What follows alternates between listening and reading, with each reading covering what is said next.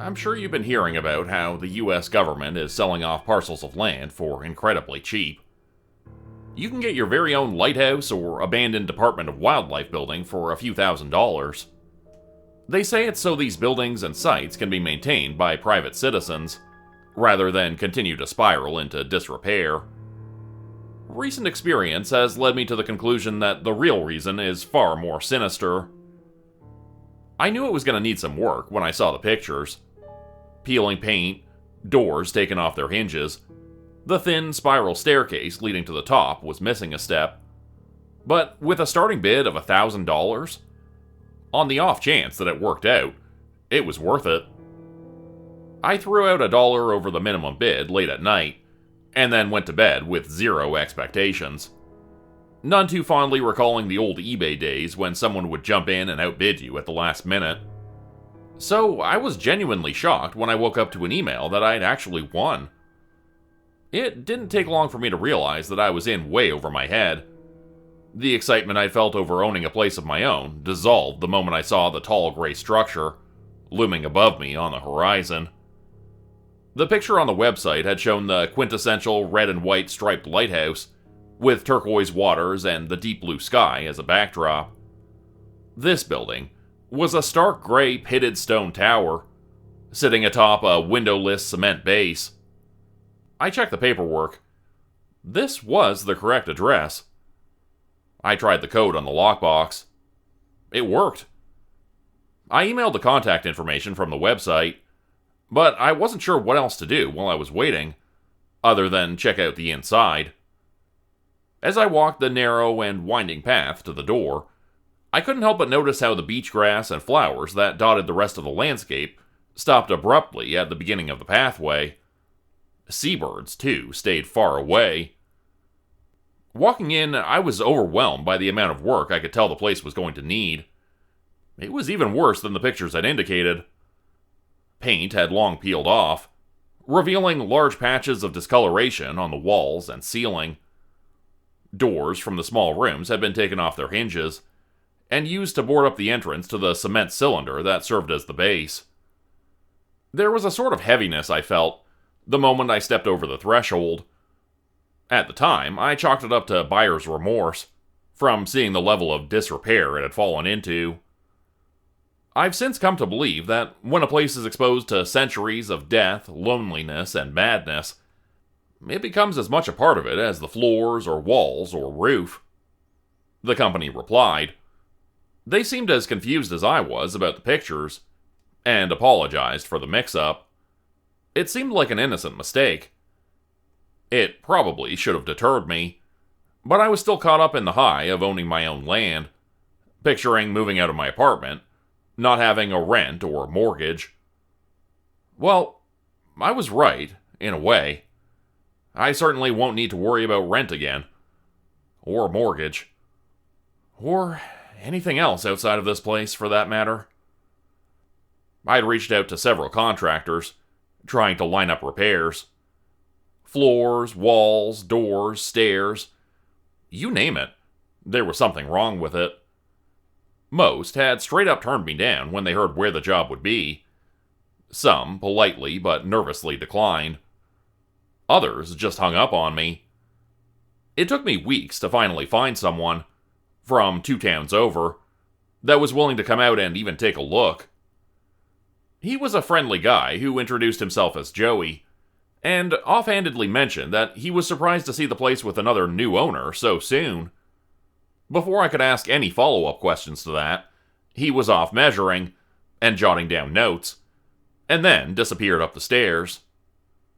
As the sun began to set, I realized it had been hours since I had last seen him. I saw his pickup still sitting outside, and called around for him. I walked up to the very top, careful to avoid the missing step, taking in the briny air while searching the perimeter. I checked each of the small rooms with their peeling paint and stained floors. I went to the bottom, and then, reluctantly, to the only place I hadn't looked yet, the cement cylinder at the base. I'd stuck my head down there the very first day, after removing the barricades, and immediately decided it was a place I'd prefer to never visit again. It was made up of a series of narrow and dark concrete tunnels, stained with rust and filled with a dank, mildewy smell. Without windows or power, it was pitch black there, even during the brightest of days. I opened the door and called out for him, but my own voice echoing back at me was the only response. Reluctantly, I descended, shining my flashlight around the interior of the tunnels, and trying to convince myself that I could definitely find my way back, and probably wouldn't be trapped down there forever. At the end of one of the passageways, I saw something that surprised me. A set of ancient-looking stairs that led downwards. I was confused because the cylinder was at the very bottom. Anything below it would have been solid rock. And, eventually, the ocean. I found my palms sweating so profusely at the thought of going down those stone steps that I nearly dropped my flashlight. I called his name weakly, but heard nothing. It was unnervingly quiet. A sort of thick silence that was heavy on the air. I hesitated. A part of me just longed to be in the lighted interior of my car, doors locked, on the way back to my crappy apartment. It would have been easy enough to get lost down there, and the thought of otherwise abandoning someone else to the darkness encouraged me to fight through my own fears and continue onward. I took a deep breath and cautiously took the first step. The tunnel's just a dark blur behind me. The stairs formed a spiral downwards, and as I descended, it felt as if the pitted walls began to close in around me, as I continued down what seemed like an endless amount of stone steps. I knew I had to have been impossibly far down, at least 10 stories below the ground level. I still saw no sign of Joey. My voice had long since stopped echoing, as the space around me had narrowed. Every so often, I'd come across graffiti, drawings, tally marks, scribbled or scratched into the walls. At the top of the stairs, someone had started in the middle of a long and rambling letter to a loved one that wrapped along the ever-narrowing walls in cramped handwriting. As I continued downwards, the content devolved into nonsense. Words were written on top of each other, and strung together to form meaningless sentences, and then eventually stopped altogether.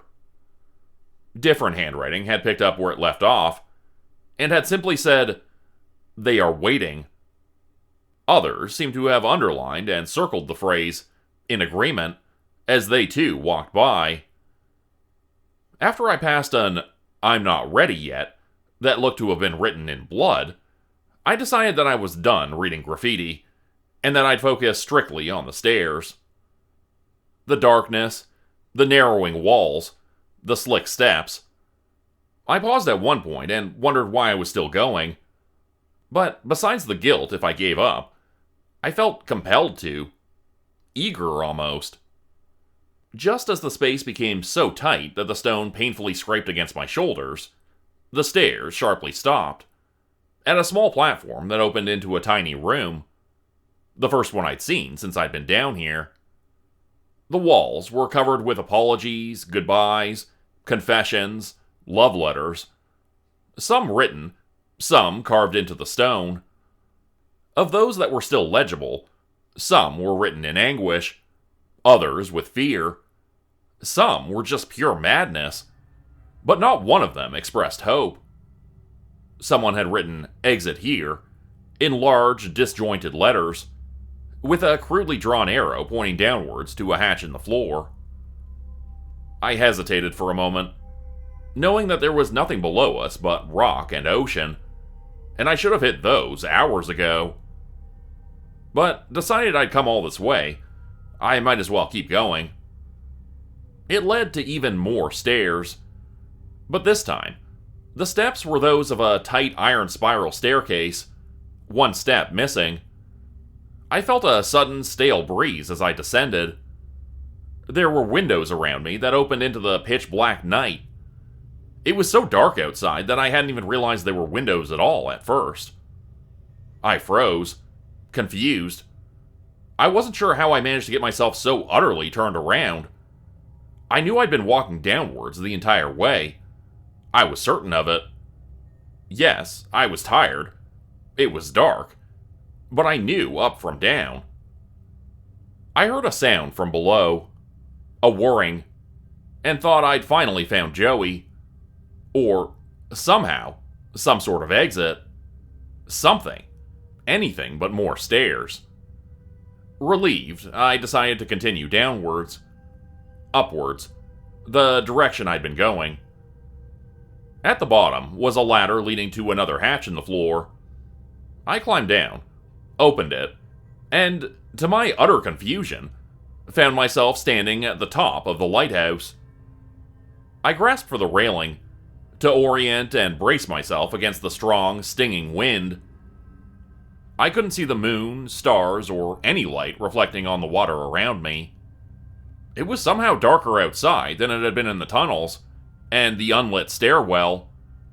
Darker than I had previously thought possible.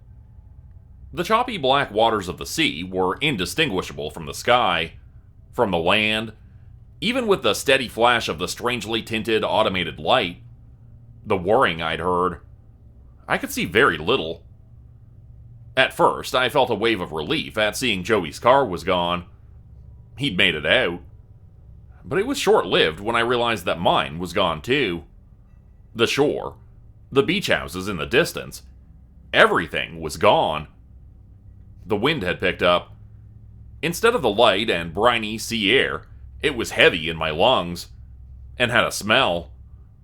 Earthiness mixed with something else that I couldn't place at the time. Although I couldn't see much of anything beyond the railing when the lights above flashed, I could just make out pale, nearly translucent forms being tossed along in the black water far in the distance. When I finally managed to look away from the hypnotizing motion of whatever was floating in the waves, I realized the slick floor was littered with items. Joey's shoes, notepad, and tool belt, a woman's purse, leather peeling from the constant barrage of the black water, piles and piles of neatly folded clothes. I panicked, opened the hatch I'd come down, or up, through. I was relieved to see steps leading down. I rushed back down the metal stairs, slipping from the dark water that had splashed against my shoes, before making it back to the platform. I ran as fast as my tired legs would allow, past the hundreds of additional "they are waiting" messages I had missed the first time. It wasn't until I reached the top of the stone steps that I paused for the first time, and I took deep, gulping breaths in relief. Until I saw it. Exit here. The arrow pointing upwards. I told myself I must have missed that on the way down. I laughed even, chiding myself for my forgetfulness as I reached for the opening to the hatch, eager to return to the dank interior of the cement cylinder. I never would have thought I'd be happy to see that pitch-black series of tunnels again. My laughter turned to misery. I think I sobbed that first time, when the fetid breeze hit my face, bringing with it that smell of old things, welcoming things. My phone said it was 6:45 a.m., but it never got any lighter outside. The pale things in the sea below moved along with the waves, their tangled limbs just a bit clearer in the closer proximity. I opened the hatch and climbed back down, but slowly that time, wobbly with exhaustion. When I descended and reached the platform and little room again, exit here, pointing downwards at the hatch, I didn't even bother opening it for the longest time. Eventually, I knew I needed to. Just in case. I needed to see. I started to lose track of how many times I made that fruitless journey that always ended the same way, with me stepping outside into the endless night. I didn't start my own tally marks right away, but it's been 40 trips since I started counting. By the 7th recorded time I had stepped out into the darkness, I was laughing. I needed to see the water. I had to breathe in that air, It was an urge that I could not fight. The pale forms in the dark waters moved with the current. Closer, further away. Closer, further, closer, closer, closer still. I've been trying to conserve my phone battery ever since I found out I have a faint signal in the exact middle of the stairs. I've been so tempted to call for help. An overwhelming urge that is still hard to fight, even though I know I'd be dooming them as well. According to the date, I've been stuck here for a week with no food or water. At one point, I tripped and smashed my head on the stone steps. Based on the sound and the blood, an injury that should have been fatal. Even death refuses to grant me reprieve. I've memorized every "they are waiting" written along the walls, every word of each confession. I've even written a few messages of my own. One is on the wall with the others, short, streaky, and written in the only medium I could find, for whomever is unfortunate enough to follow in my footsteps. And this post, a warning to others that may also be tempted to accept a deal that seems too good to be true. Although much of it is illegible, I do think the graffiti was right about two things. That out into the stale air, into the embrace of the dark sea, that is truly the exit. The only way out. And, judging by the slap of wet footsteps on the hatch above my head, they are waiting for me. Hey everybody. Hope you enjoyed today's first of two stories. I want to take a quick second to remind you to like, comment, and subscribe on this video. It really helps the channel grow and reach more new people. I was checking recently and saw that around half the people who watch the channel aren't yet subscribed, so I hope you'll take a quick second to hit that button if you haven't yet. Alright, now on to our next story. I want to tell you about something that happened to me very recently, so you can hopefully avoid the same experience that I had. I hadn't flown in several years. Otherwise, this would have all struck me as odd much sooner than it did. I was flying home from visiting a friend in New York, and my flight was very overbooked. There had been cancellations, too, so the gate area was packed with people anxiously hoping for a seat. Since I was traveling by myself and didn't have to go back to work for a few days, I happily accepted cash to take a later flight. I wasn't in a rush and hadn't checked a bag, so at the time it seemed well worth a couple of hours' wait for the amount that they offered me. They drew a strange symbol on the back of my hand when I accepted the payment. It was dark and looping, drawn on thickly, and it captivated me, as my eyes felt the need to trace the flow of the lines over and over. I figured at the time that it was intended to give some indication to employees, perhaps to prevent me from trying to keep getting more money or vouchers if my next flight was also full. I ended up having no trouble getting on my later flight. Looking back, that was strange. For starters, quite a few people accepted cash, credit, and vouchers, and there were multiple cancellations, so it should have been fairly full. But I was the only one in my entire row. Across the aisle, too. There were maybe 15 people on the entire flight. It was so empty that we could have each had our own private row of seats if we chose to.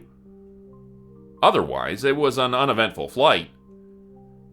I had dozed off and woke up well after we landed, to a flight attendant shaking my shoulders frantically. Her face had a strange expression on it, like a mixture of annoyance and deeply seated fear. All the other passengers were long gone. As I grabbed my backpack and headed towards the door, the small flight crew lined up to see me off the plane, which in itself wasn't too bizarre, but they seemed anxious. Some were checking their watches, while others rocked back and forth nervously. I received pats on the back, an annoyed glare from the lady who had woken me up, one tearful smile, and then the pilot thanked me for my gift. I figured at the time they had confused me with someone much more important than I am. Now I understand. As soon as my backpack had cleared the main cabin door, they closed it again behind me so fast it almost hit me. As I left the jetway, I noticed that something was very wrong. Firstly, this wasn't my airport, and this airport looked run down, if not totally abandoned. I looked at my new ticket nervously, and sure enough, it had an airport code I'd never seen on it. I felt like an idiot for not paying more attention when I took the cash and was given the new boarding pass. I had wrongly assumed I was going to be flying into the same airport, just on a later flight, especially since the employee booking it had confirmed the city, and the marquee at the gate had listed the correct city on it too. Granted, there are 2 airports near my home, but either one of those would have been fine, and this was not one of them. I frantically looked around for someone that could help me get to the right place, but there wasn't another soul in sight. No passengers waiting to board, no one for my flight, no employees. I was completely alone. I could hear a faint, sharp scraping sound. The plane had begun to pull away. They hadn't even waited for someone to move the jet bridge away from the plane first. I was in a strange airport, and looked to be totally alone. I pulled out my phone to see where the hell I was, and not only was there no Wi-Fi available, I didn't have data either. I sighed and resigned myself to wandering the terminal for any sign of life. It'd be a long night, but I'd figure out a way home, I told myself. Probably. I think I was too tired to be alarmed at that point. I finally began to take in my surroundings. I was in a beautiful, if dated, terminal. My eyes were drawn to gold relief art along the walls. It was really unique, though as I approached and began to make out the details, I personally thought that the scene it depicted was far too disturbing to be on display in a public space like this. An odd-looking creature seemed to be tearing a man apart, while weird figures looked on. This airport looked to be completely abandoned. There was no power. Instead, the last of the light streaming in through large windows of intricately carved stained glass painted everything a deep red hue. Ceiling tiles were strewn about, and some rested upon the dilapidated seats. My sense of unease grew the longer I took in my surroundings. There was something reverent about the place. It was almost church-like, but I shivered. My gut told me that nothing holy had ever dwelt here. It smelled faintly of fire. The fabric chairs had also taken up the scent. On the ground, there was a thick gray dust as far as my eyes could see. The dark powder crept into my sandals, and had settled onto seats and countertops, and even the crevices within the art along the walls. I noticed the fingerprints of my fellow passengers, and figured I'd follow them to find my way out, since the exit and other signs were either damaged or totally non-existent. After a point, the footprints began to diverge, as the others looked to have gone in different directions. I noticed that one group had headed off towards what I guessed to be more gates, down a long, darkened tunnel. I stared for a while, but I couldn't see an end to the darkness. Since the last of the light outside was fading quickly, and there seemed to be no power, I decided that route wasn't for me. I followed the other group's prints that went the opposite direction, towards a more open lobby. Eventually, the footprints began to tell a story that confused and frightened me. At one point, an additional set of prints had joined this group, as if someone or something had emerged out of nowhere and began walking on all fours or crawling along beside them. Soon after, the passengers' footprints became erratic. They must have started running in different directions. I followed a couple, but eventually, each pair of human footprints ended differently, as if they'd been plucked right out of existence. It was so quiet. I wondered, had none of the other passengers made it out? I suddenly heard movement directly above me. A scratching sound, like something was being dragged along the ceiling. Or crawling? I didn't even look up, just sprinted back the way I came. After getting what I deemed a safe distance away, I allowed myself a glance back. Something lithe-looking and shadowy was moving along the ceiling above where I'd been.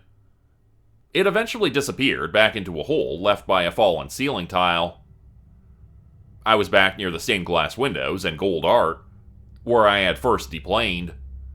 The dusk had faded away unnaturally quickly, and in the burgeoning darkness, I noticed something odd about the night sky.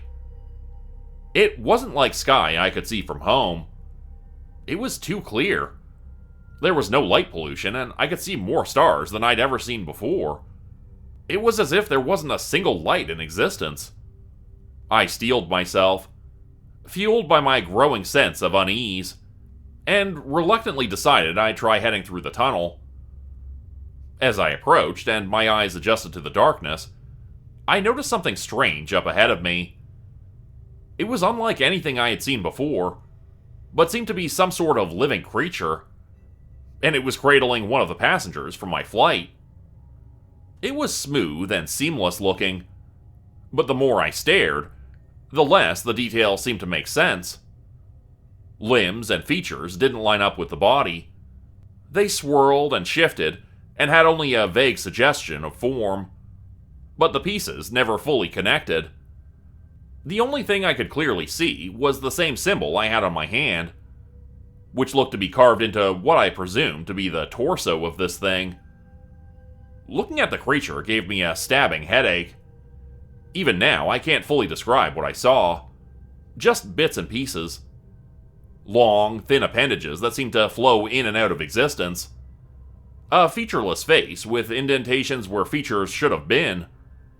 Its head made me think of someone fighting to inhale through a black plastic bag. It was bent in such an unnatural way that I imagined it at its full height was more than the airport could contain. The passenger thrashed in its grip and let out a haunting sound, like the last breath was being pulled from his lungs, as he slowly shriveled into nothingness before my eyes.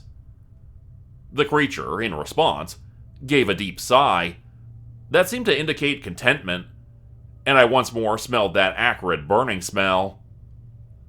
The man crumbled like the dust that coated the floor, and soon what was left of him commingled with it. They had become one and were indistinguishable. I thought about the thick, ashy dust I was ankle deep in, and how I could feel it in my sandals, between my shoes. As things began to click into place, I felt sick, and longed for nothing more than to be safe at home, and to throw my sandals as far away from me as possible. I gasped unintentionally, understanding 2 seconds too late that if it hadn't already seen me, I had just revealed my location.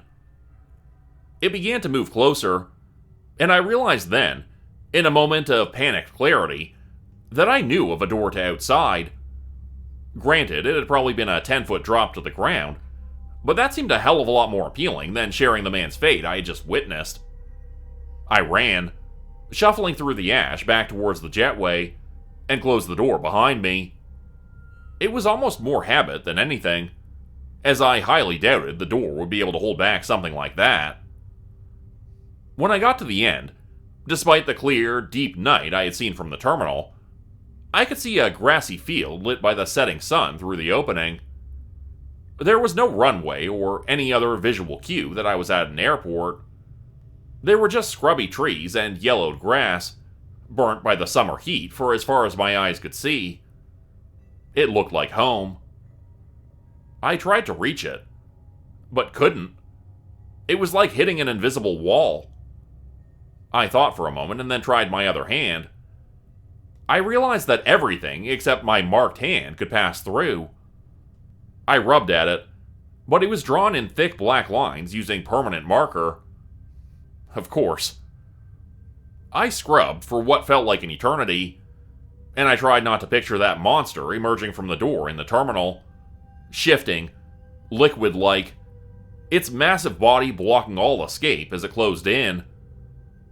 I rubbed more frantically. By the time I heard the jet bridge protest against the creature's weight, I was half resigned to the fact that I'd never leave, thinking how terrible it would be to die now at the doorway. I was so close. I could see the pinks and oranges of the sunset on the plains, in the world just beyond my grasp. My world. I wildly thought for a moment about how animals caught in a trap would bite through flesh, bone, tendons to escape, and I felt a sort of morbid kinship with them. I considered that for a moment and realized I was being ridiculous. I didn't need to bite off my hand, just a part of it. As it closed the distance between us, I had started to make progress, and its proximity encouraged me to move faster and fight through the pain. To my immense surprise, once it had nearly reached me, it stopped. It didn't pursue me further, or move to grab me. It just watched me. A sort of intelligence emanated from it. It seemed to be studying me, watching me. Finally, the symbol was gone. I spat off to the side and reached my stinging, dripping hand through. To my immense relief, it worked. I jumped through with the goal of rolling into a soft landing, but instead painfully hit the ground. There was no jet bridge or airport where I was now. I was flat on my back in a field staring up at the open sky. The last thing I saw of the creature were several black, fluid-like limbs floating against the colorful sky of my world. As it must have been tentatively reaching out the door I had jumped through, it never fully emerged, likely bound in place the same way I had been only moments earlier. I was able to get home. I was actually only several miles from a road. It turns out there had been an airport in that exact spot that was demolished decades ago, replaced by the larger airport I typically fly into. But even knowing that, nothing I experienced really makes any more sense to me. The only comfort I eventually found was that it didn't follow me. It probably can't get out. Right? Become a channel member today for early access, bonus videos, and special emojis only available to members. Check out the description below or click the join button for more info. If you'd like another way to help support the channel, please consider joining my Patreon page at patreon.com/JordanGroupHorror. As a patron, you'll get access to bonus videos and content.